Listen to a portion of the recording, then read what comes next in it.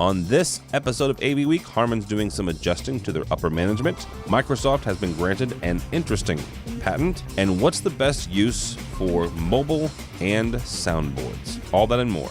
Next on AV Week. The network for the AV industry. What are you listening to? This is AV. This is AVNation. This is AVNation. AV Week is brought to you by our fine group of underwriters, companies like Crestron. This is AV Week, episode 247, recorded Friday, May 20th, 2016. The horse is out of the barn. Ready. AV Week. Performing scan. Week. Online. This is AV Week.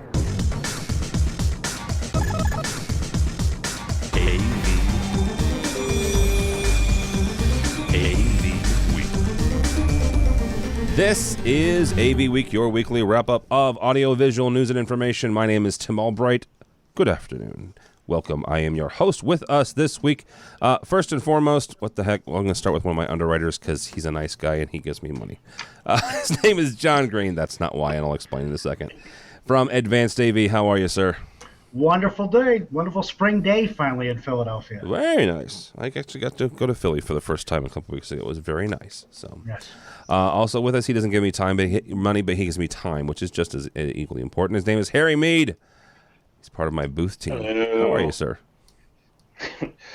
Worrying about your booth for 3 weeks from now. 2.5 weeks from now, sir. Correct yourself. I'm trying to repress that. I know. Harry's from Net AV. Last but not least, Adrian Boyd from AVI Systems. How are you, sir?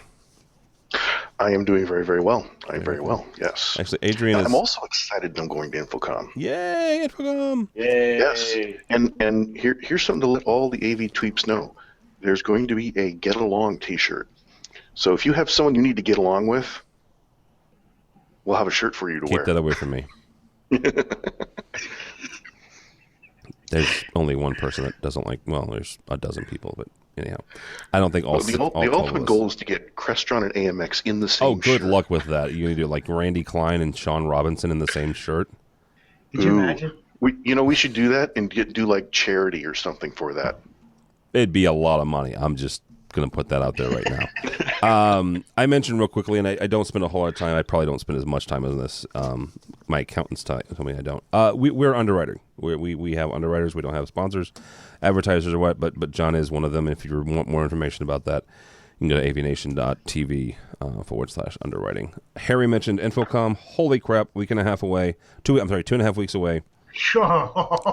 2.5 weeks away. Don't do that to me, man. I'm an old guy, man. We have, so in 3 weeks, 3 weeks from right now, we'll be recording AV Week in Vegas. Actually, technically a week, an hour, 3 weeks and an hour, because we're going to do it 2 o'clock local time. If you want to come on by the booth. N is in Nancy 2821, I believe is our booth number. From 2 to 4, we will be doing this very show live from our broadcast booth. And I did say broadcast booth because Harry and Matt Scott and the folks at Prime View and a bunch of other VizRT is involved as well. Bunch of really cool stuff going on. So we've got a couple of pages up. If you're interested in what we're doing, you can go by the website avnation.tv and check that out. But enough about... If we live through Monday through Wednesday of InfoComm week, it's going to be an awesome booth. Sunday. You forget. We're starting on Sunday, Harry. Yeah, I know we're starting on Sunday. There's a brunch and then work. Before Monday. So, all right, let's get this bad boy off, shall we? So, interesting thing, and I'm not going to say I wasn't going to do this story, but I didn't know how to do this story, right? It's interesting. I typically don't do press releases in general, mainly because I let other people, smarter people than me, dissect and kind of chew on the press releases and give a couple of pieces of perspective. Here's one, though, that I'm interested in, and I want to get you guys' take. All three of you are integrators, right? So let's start there. I don't have any manufacturers on. It's kind of why I felt comfortable doing this story this week. If you're not watching the video, here's what the story is. Harman appoints Mohit Parashar, president of Professional Solutions Division. Okay, cool. Congratulations to Mohit. He has a new position. Except he's taken over from a guy by the name of Blake Augsburger. Blake's been with Harman for like 15, 16 years. In addition to that, Blake was Harman just went through a big restructuring thing. I could be wrong about this, but I don't believe anybody was overtly fired out of that. It was just restructured. Different people got new positions, and friends of ours, full disclosure, one of our board members is an employee of Harman. A lot of great people work at Harman, some good friends in the industry. You've got AMX in there now. You've got SVSI, which is under AMX now. You've got a lot of good products there. And they went through this whole restructuring thing, and it started about last August, I believe, and took about 60, 90 days to complete. And at the end of that, you've got this structure. Harman's a publicly traded company. You've got all these stuff going on. 6 months after that ends, you have a change in leadership. Something that could have possibly been done 6 months ago, because Mohit was a part of Harman to begin with. He was in their consumer division. He comes out of the Asia Pacific division and involved in like product flow and getting stuff to market, not necessarily on the engineering side and the cool whiz bang, brand new stuff, but he's very much involved in getting product to market. John, I'm going to start with you. What is this? Sorry. What does this mean for Harman? I mean, is this a good thing? Is it a bad thing? Does it demonstrate, the ability to change course and make corrections, or what does this mean? Or is it just, Blake was ready to go home? Blake was ready to retire. Well, everybody likes to read stories and look at, who shot who and who's in the bushes with a gun and all that other fun stuff. I think we overthink it to a large degree. I mean, I've talked to the other parties involved in like the Mitel and Polycom thing, and everybody says, don't worry about it, everything's going to be the same. And then, things change, and there's other acquisitions and people move out. The chief, milestone buying, and there's just moves that naturally occur. I can't imagine. This one's a little bit well thought out because it's been a while. It's been, as you had mentioned, it's been a little while in developing. Blake could have said, yep, I don't see where we're going. I got enough money. I'm going to go home. That type of a situation. My bigger concern on this is these are really, really, really smart people that have been really, really, really successful inside of this organization, as you had mentioned, in the consumer marketplace. And then they look at us and go, boy, these boys overthink it an awful lot. They're really overcomplicating this too much. We're just going to do this, and we'll see what happens afterwards. And I just put people in place that have life experience. That's, we're always protective of our little clan. We're protective of the way we go about it. That is changing. Yeah, flat out.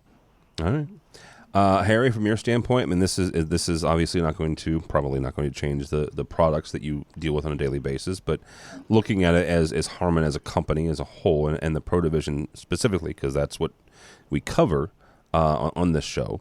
What does this mean? It's a consumer world. Yep. But we're not. Okay, hang on. It's a consumer world, but we're not. Oh, you'd like to think we're not. Okay, show me a crown. Never mind. I was going to say, show me a crown amp in a home, but you can do that. This goes back to a blog post that I wrote either earlier this year or late last year about the fact that there are no middle jobs anymore. It seems. Mm-hmm. The middle has been sucked out of the market of just the just going with the being able to have a nice pro system but not a crazy whiz bang system. You either have, and this has been my experience, and this is what I'm banging my head against the wall right now with, either have the super mega job, video walls and all kinds of happy crap and all bells, whistles, dancing girls, everything. Or you have, and this is no knock on the names I'm about to say, or you have a Logitech camera connected to a Mac Mini sitting behind a monitor and it's talking on WebEx or something like that.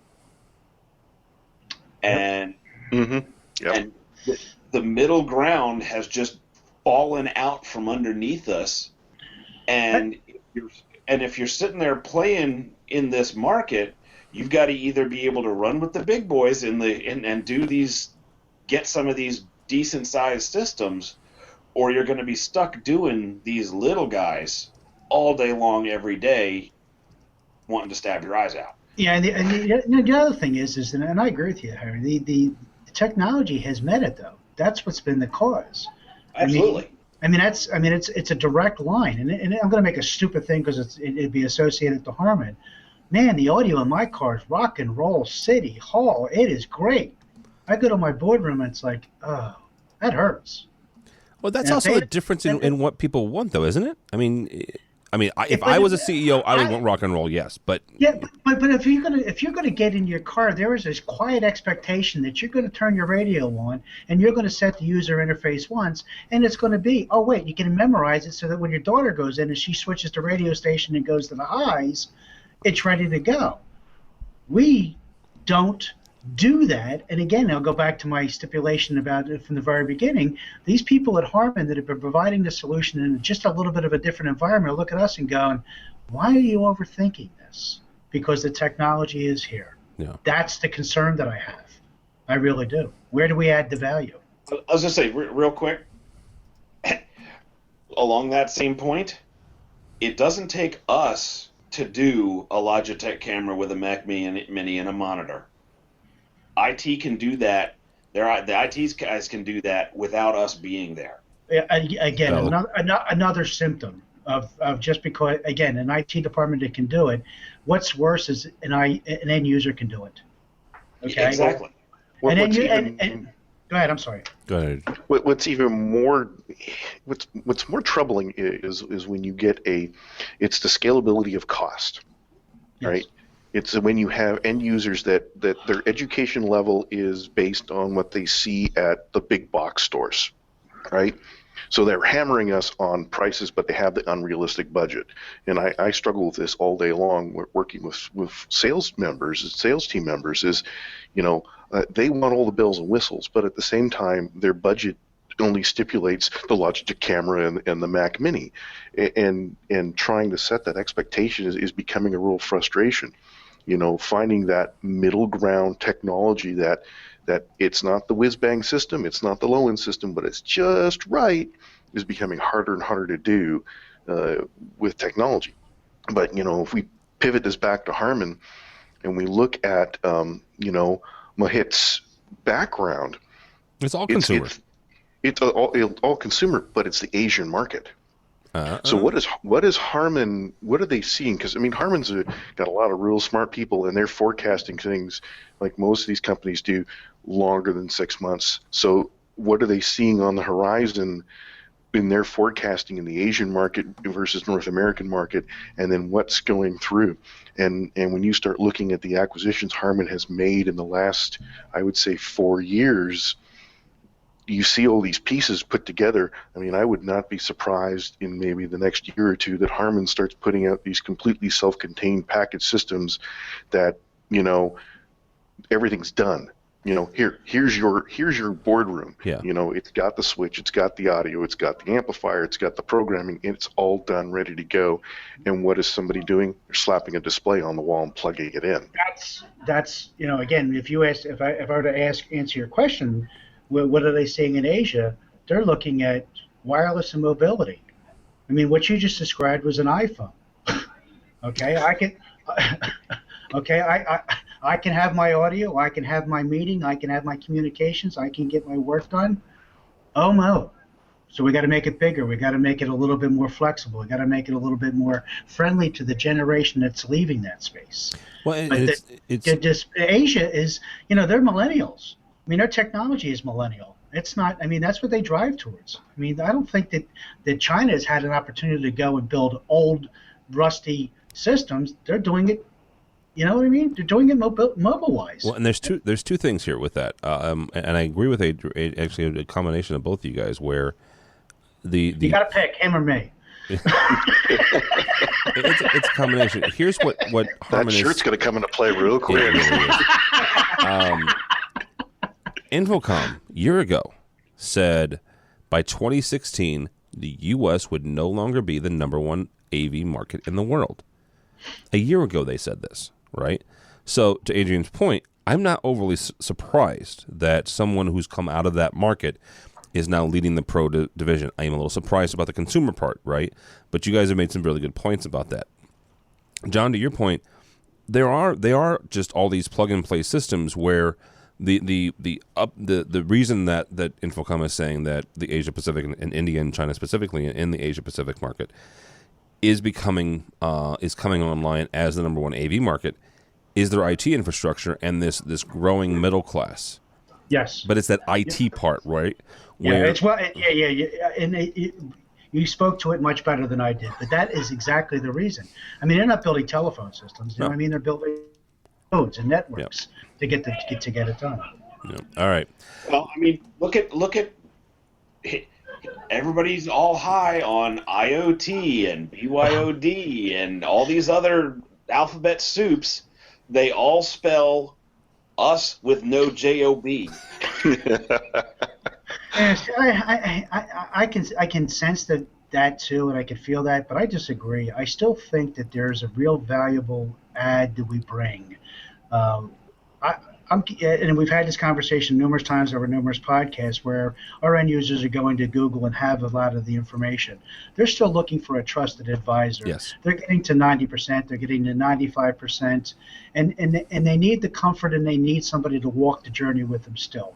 And I think that's a valuable asset, and I still think it's available to us.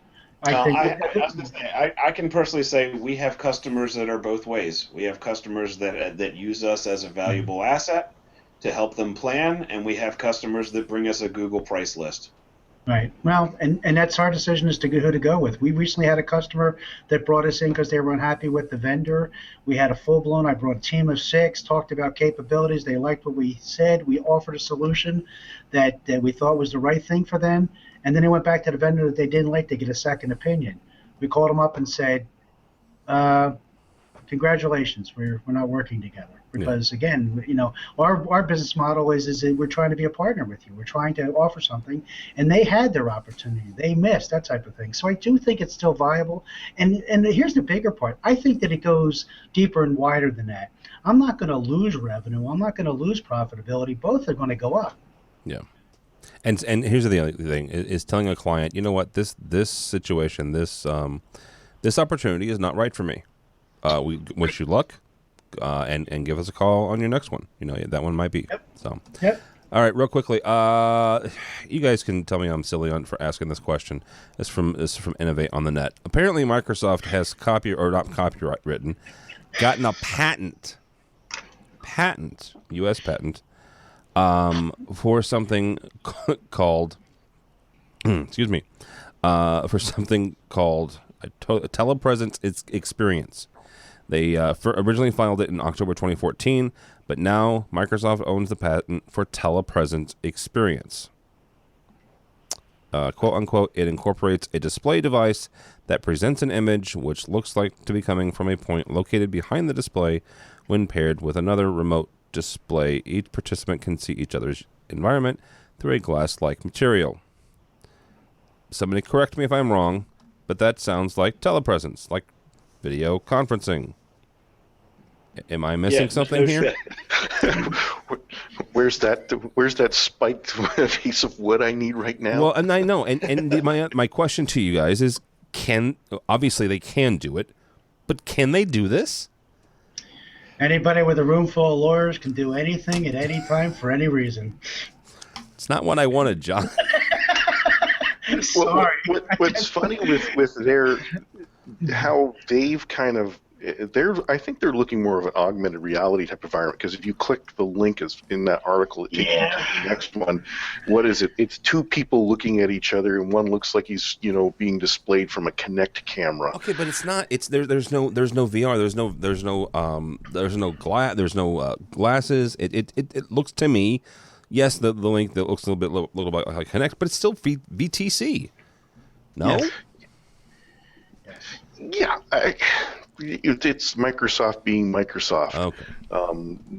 We want to be the end-all, be-all, the ecosystem, everything, and because it's Microsoft, a lot of people kind of like to eat that soup that they sell. It looks like a marketing argument, not a technology argument. And that's the problem, though, because they've made a technology argument by getting a patent. Yes. That's my issue with it. It seems like it's. But that gets into just how our U.S. Patent Office is just. That's a whole nother. That's a 5-hour conversation. Right. Yes. And we won't get I gotta anywhere. go Harry, home go soon. ahead. Yeah. Harry, go ahead and say what you're going to say. Yeah. It seems like it's patenting the horse after it's already out of the barn. Exactly. But the problem is they let them do it.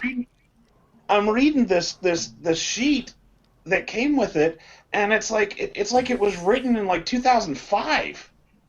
Yes. It's like, oh, you're gonna magically be able to see the through just a sheet of glass or just a monitor of the someone on the other side of and you'll just be able to interact. It's like, yeah, no crap, we've been doing that.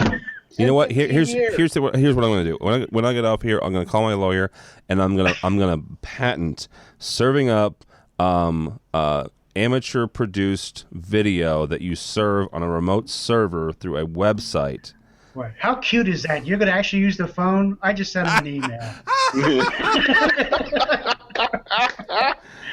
I tweeted one lawyer. I sent another one an email. You tweeted one. You sent a Snapchat to another. I got a hat that I'm actually transmitting via my brain. What do you call that?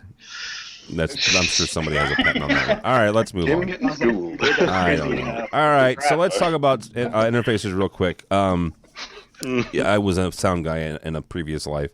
So Soundcraft has a new updated UI, and the reason I'm bringing this up is, it's not just a new UI for their boards; it's a UI for their tablet interface. Primarily, when people say tablets and they're talking about devices like that, most of the time it's Apple. I will acquiesce and say that yes, there are Android applications.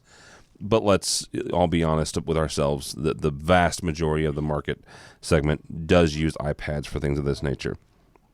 Adrian, we'll start with you on this. What really is the best use case scenario? I mean, are you going to run an entire concert from a tablet interface, or is this for sound checks and setting up stuff like that? Most of the time, I've seen this as it's just an extra set to a board. I mean, most sound guys I've ever worked with, they like the feel of heavy knobs. Yeah. George Tucker. Tucker's, weighted knobs, baby. Yeah, weighted knobs. I mean, they like that look and feel. And a lot of times when you see the phone or the app, it's adding an additional set to that console that maybe they didn't really get to fit in. It's giving you little tweaks. It's giving you more real-time feedback. Especially if you're doing things like real, live recording, and you're, looking at stuff on the fly. So yeah, I think the real use case is it's not really running the entire board; it's supplementing the board. I got something for that. All right, Harry, go ahead. Good, Harry, but hold on to your seats. All right, John. Go ahead. Last year, around Infocom, we visited the theme parks in Orlando. And I have a picture, because it was cool, of in Harry Potter World. There was a guy, and he was just standing there, and he wasn't dressed. He didn't have like a uniform on, or he wasn't dressed. I mean, everybody's like mega in character there, but he was just standing there, and he was just standing there with a tablet, and he'd touch things every once in a while. And I looked at him, and I'm like, he's running the show. There was a live stage show going on, and he was running the entire lights and sound part for that entire live production that was going on from the tablet in his hand, from just standing out in the audience. Okay. So it gives you that. Okay, so let me ask this real quick, and I'll let John do it. If he was in Harry Potter World, should he not have then been dressed up as Hagrid? I'm just going to ask that. I think he was just trying to be, honestly, if you didn't know what you were looking for, he would have just blended in with As a somebody person. else with a mobile device. Okay. And I actually went up to him right after the show, and I was like, I asked him what he was doing, and I told him what I did, and so we actually chatted for about 5 minutes, and yeah, he showed me that he had the entire interface sitting right there. Sweet. Did you get a selfie? You should have got totally with the sound guy from Harry Potter World. All right, Mr. Greene, go ahead. I'll tell you, this is the one that scared me the most. This one, and I'm going to Really? tell you why. This one is a little disturbing, and I'm going to tie a couple of your stories together. So Harman, okay, has this gigantic organization, and one of it is a control company, and that control company and all the other electronic companies have gathered all this big data, and they've decided that every time somebody goes into a conference room, they do these following 25 things. Now, they build that UI and they push it to any device that has the ability to do it, and we don't have to do anything. So they've discovered how to run a sound show, what are the most common activities that are done by a sound guy, and they put it into the hands of a user interface and an application. If you don't think that other guys are thinking about that, because the biggest problem is that there really isn't a need for customization on the user interface, that you really are just going to do this. Yeah. Big data is going to provide that information, and it'll be pushed down, and version 2.0 or the additional thing is going to come back to you, just like the apps do now. Hey, this guy Bob yelling about it doesn't have this button. It's got the button now, and it's there. That's I got one more thing drilling deep into their press release a little bit. It's not necessarily, to me, the thing that jumped out was not necessarily the fact that they have a new UI. It was the fact that they're adding features after the fact to their boxes. Yeah. Yep. That's exactly and the right. fact that because all it is just audio connections connected to a processor, there's no real physical connections other than that. They can add features at will up to the memory capability of the box. Yes. So, and if built right with feedback from end user usage, big data, they can refine it hardcore. But what this does is it makes it so that boxes don't have to be bought as often, because you're not buying new features. That's a friggin' firmware upgrade. Okay, so let me wrap this whole thing back around to a conversation we had 6 months ago with Harman and Crestron and Access Networks and Cedia and Infocom surrounding a certain security issue. We are, and I think I wrote this somewhere. I write too much anymore. We are in IT. Let's get over it, right? Let's accept it. Get over it. Don't use the frickin' word converge. We are in IT. What you guys described is a computer, right? You buy a laptop, and features are going to come out every so often. If you use a Microsoft product every week, every Tuesday, you're going to have some sort of update and security feature. And every once in a while, you're going to have gigantic, updates. So let's treat them and let's start segmenting our updates of our AV systems. Let's have a Patch Tuesday for AV where we fix security problems. And we call it what it is. It is a security update fix. I don't care if you let's get rid of the word firmware update, because there's two problems with that. First of all, it's not a firmware update. If you're fixing a software issue, you're fixing a security issue, that's not firmware, kids. It's software and it's security. Yes, to Harry's point, if you're adding features and benefits and all that jazz to a box, sure. Knock yourself out, call it firmware. I don't care. But if it's a security patch, call it what it is, because, first of all, the IT folks that have grown up in this industry and have been around for long enough understand that if it ain't broke, you don't up the firmware. You don't upgrade the firmware, or unless it's a feature you want, right? So that's the number one reason why you don't call a security patch firmware. The control companies tell you not to upgrade the firmware if it's working. Exactly. And the second reason is you're not going to get into most secure locations. You're not going to get into most education houses, let alone a secure location with a quote-unquote firmware update. You have a better chance of getting in there to fix a security problem by calling it what it is, a security patch. Harry works and breathes in government, and he can tell you that for a fact. And from what you just said, it's a computer. Look at most of the new boxes that we've had come out in the last little while. DSPs, signage players, you name it. What are they? They're a PC with a souped-up chunk of code. Yep. You insert whatever manufacturer you want. You Look at QSC for crying out loud. What QSC is a good example. The Core 10, and any of the QSys boxes, they're computers. Yes. QSC is a computer. Biamp is a computer. They're all freaking computers now. A lot of these BYOD bridge devices. What are they? They're running a modified Android OS. Mm-hmm. Or running Linux. Some sort of modified Linux code. Yep. You find something off the shelf. You make it bulletproof. You hope. Bullet-ish. There's nothing. Bullet-ish, yes. And you slap your logo on it, and there you go. Yeah. Go ahead, John. I mean, how many of the manufacturers in our industry, they're getting the box made at the same factory in China, and they're just putting a different silkscreen on it. It's the same darn box over and over and over. Yeah. Yeah, I think there's got to be an open conversation. I think that it'll probably be an open conversation at Infocom, I hope. And I think there's some technology that's going to cause that. Again, even Harry said IoT. You just, what it's going to cause and how it's going to impact us. We have to be adults. And I think that we have to be willing as an industry to take those challenges on. Yep. And it really does. It to a large degree, it starts at a manufacturer. And I just do think that if and when somebody really starts to poke around at us, they're going to find an unbelievably ugly underbelly. Yeah. And that's my concern. And to you make a good point, Joe, but I will say, to their credit, there are a lot of folks that they use the AMX story as a kind of a wake up call and are working towards that. Oh right? Yeah, it's not overnight. We're absolutely positively, no matter what, surrounded by very smart people, and I definitely think that there are people running ahead of us to take care of some of these things.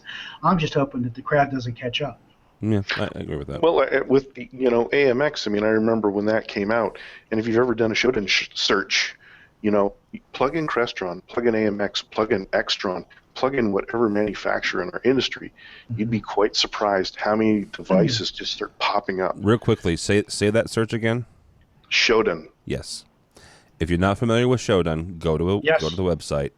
You will be shocked. It's a way to search for open IP addresses. I have a horror story that I can't even repeat here. No, I literally had to call somebody and go, my God, and they went, oh, and they hung up. Yeah. That's all I heard. Yeah. There are horror stories of education institutions, government facilities with open access to VTCs and other devices out there. So go to Shodan. It's as simple as throwing a switch at a firewall. Yep, absolutely.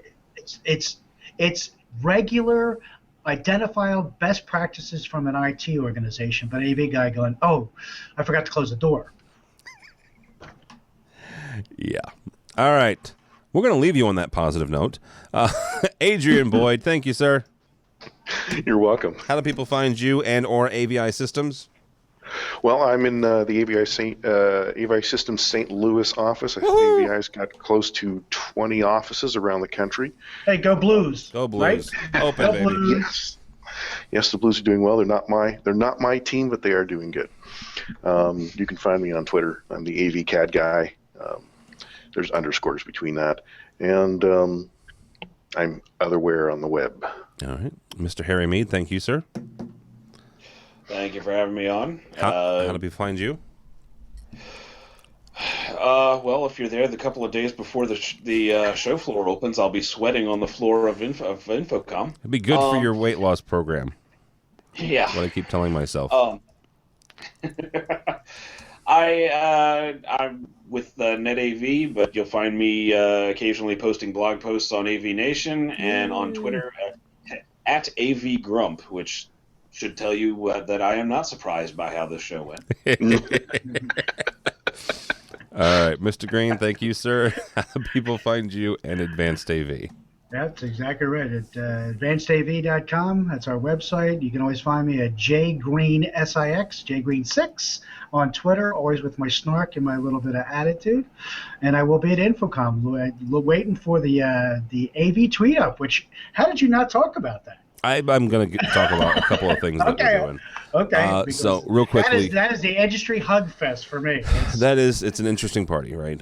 So to John's point, we do a networking event every year. This year it's Thursday of Infocom between 4 and 6. The room this year is room N as in Nancy 205. It's a bigger room than last year. Actually, it's double the size of last year. If you came to last year's tweet up, you'll know that it was a little bit tight. So, but same deal. Free food, free drinks. Thanks to all of our underwriters like Advanced AV and a bunch of other really cool folks. We've got that. We've got the AV selfie video that we're doing. We're going to debut it at our booth at 11 o'clock on Friday. Our booth is N as in Nancy 2821. I just got word this afternoon from Mr. Phil Cordell that the AV selfie song is done. I haven't heard it yet. I do know the pieces that were going into it. But if you want all of our information about what we're doing at Infocom and everything that everybody's doing, go by the website, AVNation.tv.